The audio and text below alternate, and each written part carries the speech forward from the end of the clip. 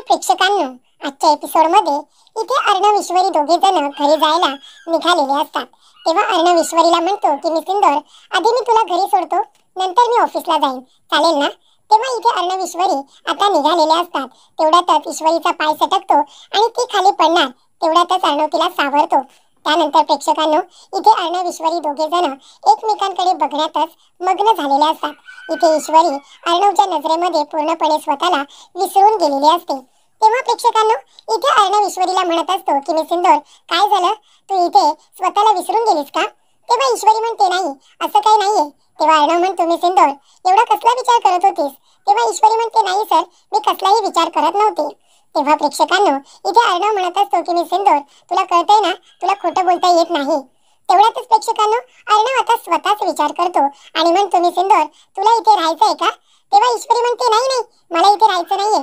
तेव्हा अर्णव म्हणतो मी सिंदूर, हे बघ, तू इथे अजिबात तुझ्या मनामध्ये काही ठेवू नकोस. तू बऱ्याच दिवसानंतर तुझ्या घरी आलेस, तुझ्या आई वडिलांकडे. तुला जर त्यांच्या बरोबर राहावंसं वाटत असेल तर त्याच्यामध्ये हरकत काय? तू इथे राहिलीस तरी सुद्धा मला काही प्रॉब्लेम नाहीये. तेव्हा इथे ईश्वरी म्हणते सर, मला इथे नाही राहायचंय. तेव्हा अर्णव म्हणतो का पण, तुला काय इथे राहायचं नाहीये? मी सिंदूर, इतक्या दिवसानंतर तू तुझ्या आई वडिलांकडे आलीस, तुला त्यांच्या बरोबर वेळ घालवावासा वाटत असेल ना, त्यांच्या बरोबर तुला राहावंसं वाटत असेल तर तू राहू शकतेस, माझी काही हरकत नाहीये. तेव्हा ईश्वरी म्हणते सर, मला नाही राहायचं इथे, तुम्ही का माझ्या मागे पडलात? तेव्हा इथे अर्णव म्हणतो, अगं तुला राहायचं असेल म्हणून विचारतोय मी. तेव्हा ईश्वरी म्हणते सर, मला खरं खरं सांगा, तुम्हाला माझा त्रास होतोय म्हणून तुम्ही मला इथे जबरदस्तीने राहायला सांगताय का? तुम्हाला कंटाळा आलाय माझा? तेव्हा अर्णव म्हणतो मी सिंदूर, हे काय बोलतेस तू? आई आउट ऑफ युअर माइंड? अगं तुला तुझ्या घरी राहावंसं वाटत असेल तुझ्या आई वडिलांबरोबर आणि तुला वाटत असेल की मला काही प्रॉब्लेम आहे म्हणून मी स्वतःहून तुला सांगतोय की इथे तुझ्या आई वडिलांबरोबर राहा म्हणून, तर तू मलाच ब्लेम करतेस. तेव्हा इथे ईश्वरी आता गप्पच बसते. तेव्हा अर्णव म्हणतो मी सिंदूर, काय झालं, पण तुला इथे राहायचं का नाहीये? तेव्हा इथे ईश्वरी गप्पच बसते.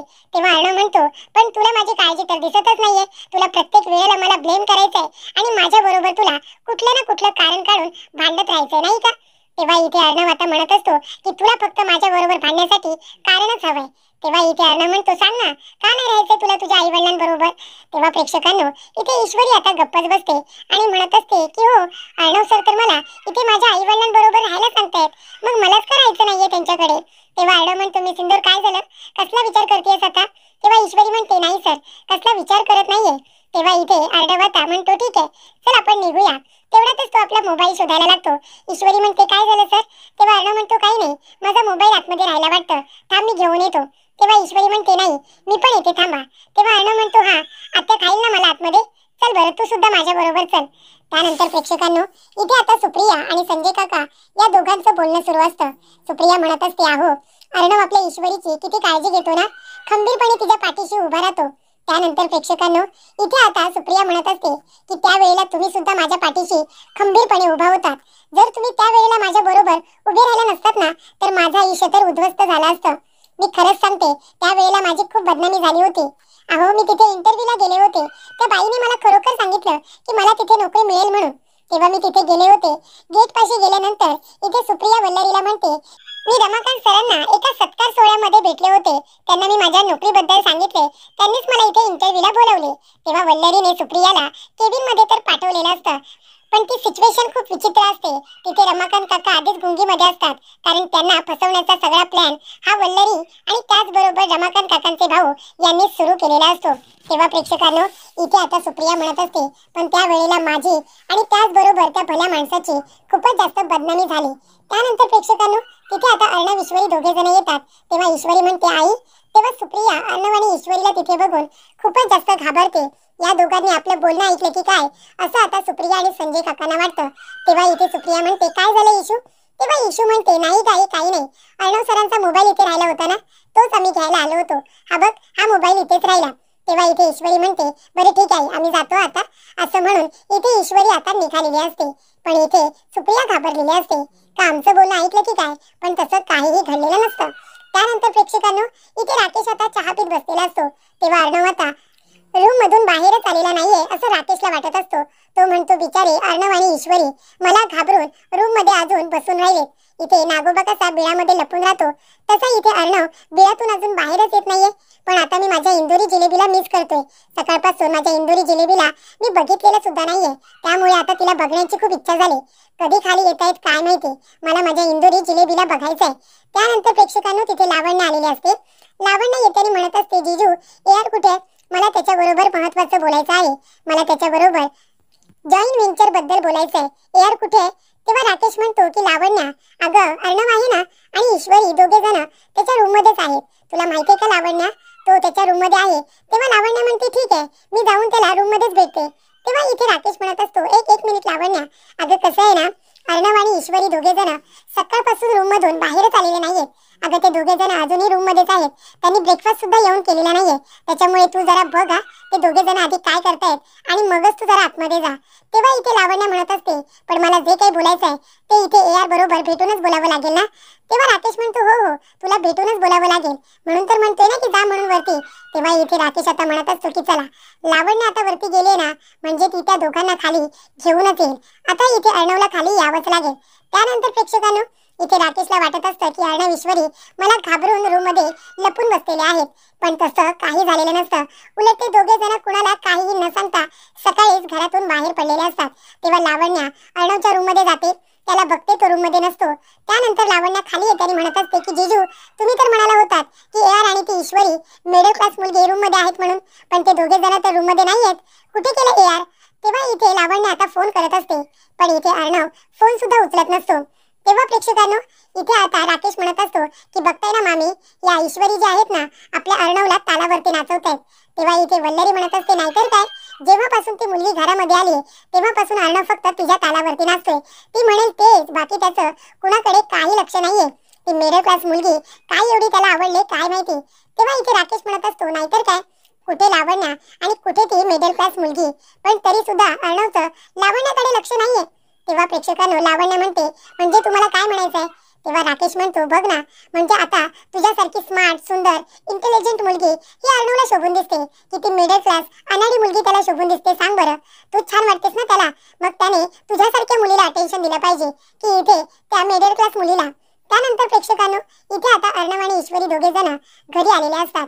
तेव्हा ईश्वरी म्हणत असते की मुंबईमध्ये काय आता 12 महिने पाऊस असणार आहे की काय? तेव्हा प्रेक्षकांनो इथे ईश्वरी म्हणत असते की सर अजून सुद्धा पाऊस गेलेला नाहीये, पण चला आता आपण घरी आलोय. तेव्हा अर्णव म्हणतो, मी सिंदूर, पण तू अजूनही माझ्या एका प्रश्नाचं उत्तर दिलेलं नाहीयेस. तेव्हा इथे ईश्वरी म्हणते, कुठल्या? तेव्हा अर्णव म्हणतो, पण तू तुझ्या आई बाबांकडे का नाही थांबलीस? तेव्हा प्रेक्षकांनो ईश्वरी म्हणत असते, सर अजून तुमची सुई तिथेच अडकली आहे का? बास झाला आता, सोडा तो विषय, आता आलो ना आपण आपल्या घरी. तेव्हा इथे अर्णव म्हणत असतो, पण तरी सुद्धा मी सिंदूर, तू का नाही राहिलीस तिकडे, का तू इथे आलीस सांग बरं. तेव्हा इथे ईश्वरी म्हणते, सर तुम्ही काय म्हणाला होतात, आपण दोघे जण एक टीम आहोत. मग आपण दोघे जण एक टीम आहोत तर त्या राकेशला धडा शिकवण्यासाठी आपण दोघांनी एकत्र असणं महत्त्वाचं आहे ना, म्हणून मी इथे आले सर तुमच्या बरोबर तुमची साथ द्यायला. कळते तुम्हाला? बरं आता चला, सगळेजण वाट बघत असतील. त्यानंतर अर्णव ईश्वरी दोघेही आता घरी आलेले असतात. तेव्हा प्रेक्षकांनो इथे मामा म्हणत असतात, अरे अर्णव ईश्वरी तुम्ही दोघे जण कुठे गेले होतात ते सुद्धा न सांगता. तेव्हा प्रेक्षकांनो इथे लावण्य म्हणत असते की AR मी कधीपासून तुला फोन करते, फोन का नाही उचललास तू? तेव्हा इथे अर्णव म्हणत असतो की मी गाडी ड्राईव्ह करत होतो ना, तेव्हा मला फोन उचलता आला नसेल. तेव्हा इथे अंजली म्हणत असते, अच्छा गाडी ड्राईव्ह करत होतास का? तरीच मी म्हणते आमचं एक क्यूट कपल सकाळ सकाळ गेलंय तरी कुठे ते सुद्धा न सांगता. तेव्हा इथे आकाश म्हणत असतो की डॅड तुम्ही दादाला विचारा की तुम्ही कुठे गेला होतात ते विचारू नका, तुम्ही डेट वरती गेला होतात का ते विचारा. तेव्हा इथे मामा म्हणतात, अरे वा तुम्ही दोघे जण डेट वरती गेला होतात का? तेव्हा इथे अर्णव म्हणतो, हो मामा आम्ही दोघे जण डेट वरतीच गेलो होतो. तेव्हा इथे अर्णव खोटं बोलतो प्रेक्षकांनो राकेशची जलवण्यासाठी. तेव्हा प्रेक्षकांनो इथे अंजली म्हणत असते, अच्छा म्हणजे तुम्ही दोघं इथे कुणाला काही न सांगता डेट वरती गेला होतात, पण आम्हाला का नाही सांगितलं? तेव्हा अर्णव म्हणतो, कारण मला इथे मी सिंदूरला सरप्राईज द्यायचं होतं म्हणून मी कुणाला काही सांगितलं नाही. मामा म्हणतात, अरे वा कशाला कुणाला काही सांगायची गरज आहे, बरं झालं तुम्ही दोघे जण कुणाला काही न सांगता डेट वरती गेलात, खूप चांगलं केलं तुम्ही. तेव्हा अंजली म्हणते, हो ना, आपल्या बरोबर वेळ घालवण्यापेक्षा दोघांनी एकत्र वेळ घालवला ना ही सगळ्यात चांगली गोष्ट आहे. तेव्हा मामा म्हणतात, अर्णव खरंच तू खूप चांगलं केलंस की ईश्वरीला तू बाहेर घेऊन गेलास. तेव्हा इथे आता अर्णवला ठसका लागतो. तेव्हा ईश्वरी धावत पळत जाते, त्याच्यासाठी पाण्याचा ग्लास घेऊन येते. तेव्हा त्याला म्हणत असते की सर वर बघा तुमची सासू तुमच्याकडे बघते. तेव्हा अर्णव म्हणतो, काय माझी सासू बघते म्हणजे तुझी आई? तेव्हा इथे आता ईश्वरी हसायला लागते आणि म्हणत असते की सर, तसं म्हणतात की सासू बघते वरती बघा, म्हणजे तुमचा ठसका लगेच निघून जाईल. तेव्हा प्रेक्षकांनो, इथे आता ईश्वरी आणि अर्णव दोघे जण हसत असतात. तेव्हा इथे अर्णव म्हणतो की पाणी दे. तेव्हा ईश्वरी आपल्या हाताने इथे अर्णवला आता पाणी पाजत असते. तेव्हा लावण्याला आता हे बघवत नाही आणि ती लगेच मध्येच म्हणते की यार, मला तुझ्या बरोबर महत्त्वाचं बोलायचंय. मला जॉईंट व्हेंचर बद्दल तुझ्याशी डिस्कस करायचंय. तेव्हा चल आपण बोलूया. तेव्हा अर्णव म्हणतो की हे बघ लावण्या, जॉईंट व्हेंचर बद्दल मी आकाशला सगळं काही समजावून सांगितलंय. तेव्हा आकाश, तू लावण्या बरोबर हे सगळं बोलून घ्या. तेव्हा इथे ईश्वरी आता पुन्हा अर्णवला पाणी पाजायला लागते. तेव्हा प्रेक्षकांनो, इथे आता मामा लगेच म्हणतात की अरे बापरे, आपण एक काम करूया, आपण या दोघांना आता थोडा एकांत देऊया, नाही का, थोडी प्रायव्हसी देऊया. मी तर बाबा जातो. तेव्हा अंजली म्हणते हो ना, मी पण जाते बाबा पाणी प्यायला, मला पण तहान लागली. तेव्हा प्रेक्षकांनो, आकाश म्हणतो की लावण्य चल, मी तुला जॉईंट व्हेंचर बद्दल महत्त्वाच्या काही टिप्स देतो, तू चल माझ्या बरोबर. त्यानंतर प्रेक्षकांनो, इथे आता मामी सुद्धा लगेच तिथून निघून जाते. उरलेला असतो तो राकेश. राकेश आता त्यांच्याकडे रागाने बघत असतो. राकेश गेल्यानंतर इथे आता ईश्वरी म्हणत असते की सर, तुम्ही खोटं का बोलात की आपण दोघे जण डेट वरती गेलो होतो. तेव्हा अर्णव म्हणतो मी सिंदूर, आपल्याला माहिती आहे की आपण डेट वरती गेलो नव्हतो, पण त्या राकेशला कुठे माहिती आहे. त्याला जळवण्यासाठी मी मुद्दामून म्हणालो की आपण दोघे जण डेट वरती गेलो होतो म्हणून. तेव्हा ईश्वरी म्हणते अरे हो सर, हे तर माझ्या लक्षातच आलं नाही. सर, तुम्ही खूप मस्त आयडिया केली, छान जळवली त्या राकेशची. आपण किती हॅपी कपल आहोत हे आपण पुन्हा एकदा त्याला दाखवून दिलं, नाही का. तेव्हा इथे नाटक करता करता आता ईश्वरी अर्णव दोघे जण एकमेकांची जरा जास्तच काळजी घेत असतात आणि खूप जास्त रोमॅन्टिक सुद्धा होत असतात. त्यानंतर प्रेक्षकांनो, इथे आता लावण्याला राग आलेला असतो. लावण्य वल्लरीला म्हणत असते की मी यांचं हे वागणं अजिबात टॉलरेट करू शकत नाही. तेव्हा तिथे राकेश येतो आणि म्हणतो पण हे जर असंच चालू राहिलं ना, तर आपण या दोघांना कुणीही थांबवू शकत नाही. तेव्हा लावण्य म्हणते म्हणजे. तेव्हा राकेश म्हणतो की हे जर असंच चालू राहिलं तर बळजबरीच्या सुनबाई इथे हक्काने सुनबाई व्हायला अजिबात वेळ नाही लागणार.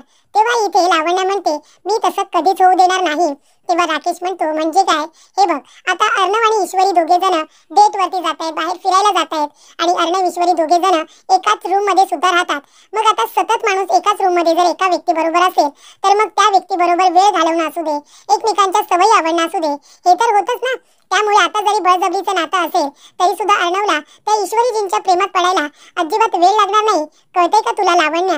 तर इथे अर्णव त्या मुलीच्या प्रेमात खरोखर सुद्धा पडू शकतो. त्यामुळे हे जबरदस्तीचं नातं खऱ्या नात्यात बदलायला अजिबात वेळ लागणार नाहीये. तेव्हा इथे लावण्य म्हणते मग आता काय करायचं. तेव्हा वल्लरी म्हणते की आपल्याला विचारपूर्वक काहीतरी करावं लागेल.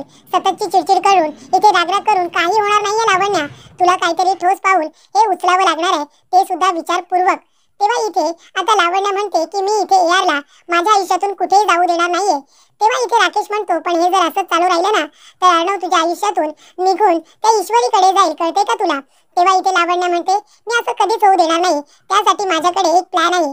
तेव्हा राकेश म्हणतो कसला प्लॅन. तेव्हा लावण्य म्हणते की इथे एआर आणि ती मिडल क्लास मुलगी, ते दोघे जण किती मिसमॅच कपल आहेत ते आपल्या सगळ्यांना तर माहिती आहे. पण आता आपण ते दोघे जण किती मिसमॅच कपल आहेत ना, ते संपूर्ण जगाला दाखवून देणार आणि त्याचबरोबर मी एआरला दाखवून देणार की ती तुला अजिबात न शोभणारी आहे. त्यामुळे त्या दोघांमध्ये नक्कीच वाद होतील आणि एआर त्या मुलीला रूम मधून बाहेर काढेल, असं आता लावण्याला वाटत असतं. अर्णवला भडकवण्याचा प्लॅन तिने केलेला असतो. तर इथे ईश्वरी अर्णवसाठी खूप छान असा पदार्थ बनवत असते. तेव्हा इथे अंजली म्हणते अरे वा, काय बनतंय किचन मध्ये, काहीतरी एकदम छान बनतंय, असं वाटतंय मला, टेस्टी टेस्टी. तेव्हा प्रेक्षकांनो, इथे आता ईश्वरी म्हणत असते की अर्णव सर डाएटच्या नावाखाली नुसतं ते बेचव काही ना काहीतरी खात राहतात, म्हणून मी विचार केला की त्यांच्यासाठी हेल्दी पण काहीतरी चविष्ट बनवूया. तेव्हा मी त्यांच्यासाठी हे सगळं बनवते. तेव्हा इथे अंजली म्हणत असते की लग्न कुठल्याही परिस्थितीत का होईना, पण आता तुमची गाडी रुळावरती येते, आता तुमचा संसार सुखाचा सुरू होतोय असं मला वाटतंय. तेव्हा इथे अंजली म्हणते की ईश्वरी, तुम्ही दोघे जण डेट वरती गेला होतात ना, सांग बरं कुठे गेला होतात. तेव्हा इथे ईश्वरी आता गप्पच बसते. ती म्हणते अरे देवा, आम्ही तर डेट वरती गेलोच नव्हतो, मग आता काय सांगायचं अंजली ताईंना. तेव्हा इथे अंजली म्हणत असते की ईश्वरी, आता भाव खाऊ नकोसा. हे बघ, मी तुझी नणंद जरी असते ना, तरी आपण मैत्रिणी आहोत ना, आणि म्हणून तुला मैत्रिणीच्या अधिकाराने विचारते, सांग ना कुठे गेला होता तुम्ही डेटवर. तेव्हा इथे ईश्वरी म्हणते की आम्ही ना पाणीपुरी खायला गेलो होतो, पाणीपुरी.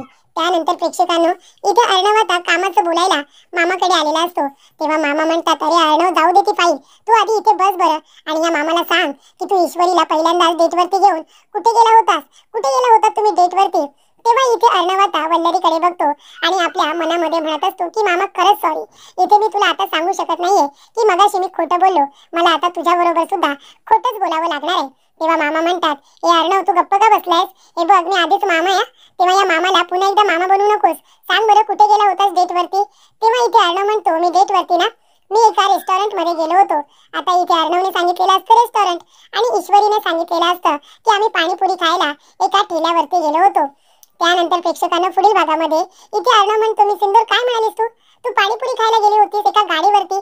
अगं तुला इथे सात्विक फॅशनचा ओनर सीईओ त्याच्या बायकोला इथे रेस्टॉरंट मध्ये घेऊन न जाता एका गाडीवरती पाणीपुरी खायला घेऊन जाईल असं वाटलंच कसं तुला? म्हणजे तुला अर्णव राज शिर्के हा त्याच्या बायकोला पाणीपुरी खायला घेऊन जाईल असं सांगितलंस तू सगळ्यांना?